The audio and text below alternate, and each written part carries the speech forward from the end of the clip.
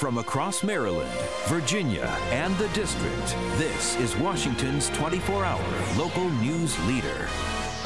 News Channel 8's Live This Morning starts right now. Congress has an awful lot on its plate. We just tend to focus on one or two issues, but there are plenty of things pending, and as it turns out, not a lot of time to get all that work done. Why does Congress need to get everything finished by the end of the calendar year?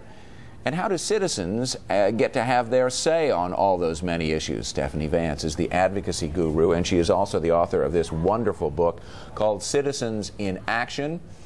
And it has a great deal of information in it about how folks can have their voices heard above all the special interests. Great to have you here, Stephanie. Thank you for having me. We've been focusing around here mostly on health care reform and maybe one or two other things. But as we approach the end of the calendar year, there are lots of other things, that regular business that Congress has to get done. And so it becomes, if you're a member of Congress right now, forget about getting weekends off and the Tuesday-Thursday club that happens very often the rest of the year. This is very intensive work right now. It really is, as we saw the health care bill being voted on at midnight on Saturday. Yes. or something. They want to get health care, they want to get financial services, they want to get climate change, they have to get the appropriations bills done. I mean, there is a ton of stuff to get done before the end of the year. And a lot of people out there have issues about which they want to get heard, and it becomes increasingly difficult for them to get heard about, first of all, the general clatter, but if you don't run a lobbying firm, how do you get that message through to the member of Congress who needs to hear about it? Well, and actually, I tend to think that if you don't run a lobbying firm, you can actually be a little more effective, because legislators now are really wanting to hear from average citizens. And so I always suggest to people, if you're going to rant about something, which I know a lot of us want to do, you need to do it correctly. And I came up with an acronym for RANT, just for you guys, because I know we love our acronyms in D.C. So the R is for relevance, which means you really need to be relevant to the legislators you're talking to. The A is for making the ask. Make sure that you ask for something specific. Don't just educate them. And if I can interrupt the rant on rant for just a second, the ask part of it is very important.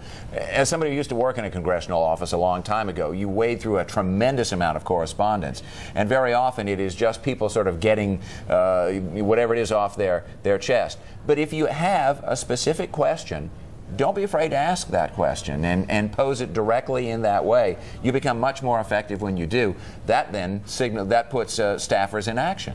Well, absolutely. And the ask really says to the legislator, someone's following this. Someone's going to keep track of what you have to say on it. They're not just mad as hell and not going to take it anymore. Exactly.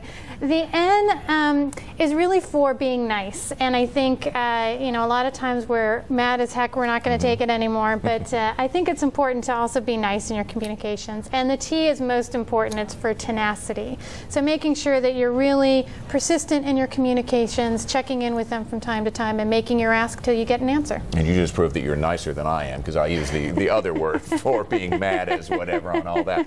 But if you do this, if you think about this RANT acronym in there, do you automatically get, if you will, sort of at the top of the list of all those other letters, because you've requested something, you have demonstrated that you understand what's going on, and that makes it that much more effective a correspondence? It really does. And I think, you know, there's still millions of communications coming in, so it's hard to get to the top, but you're going to be much closer to the top if you try these techniques and really get your message heard. One of the things we particularly like about Stephanie is how well she understands the system and the history of the system, because everything is viewed through that lens around here.